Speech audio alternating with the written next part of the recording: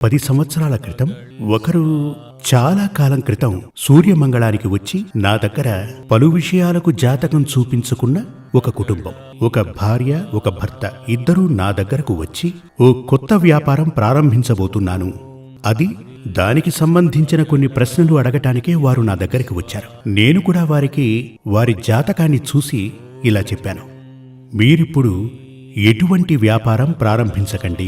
అప్పుడు వాళ్ళు నాకు చెప్పారు, స్వామీజీ చాలా మంది ఇది మంచి సమయం అన్నారు, ఇప్పుడు వ్యాపారం ప్రారంభించొచ్చన్నారు. అప్పుడు ఆవిడ అమెరికాలో ఏదో ఉద్యోగంలో ఉండేది, అక్కడి నుంచే ఇక్కడికి వచ్చారు డబ్బు సంపాదించి సొంతంగా వ్యాపారం ప్రారంభించడానికి. అప్పుడు అన్నాను, అదంతా సరే, కానీ ఇప్పుడు వ్యాపారం ప్రారంభించకండి.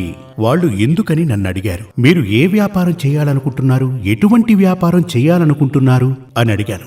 4-5 వ్యాపారాలు మేం చేయాలని అనుకుని ఇక్కడికి వచ్చాము, అందులో ఏది మంచి వ్యాపారం అని మిమ్మల్ని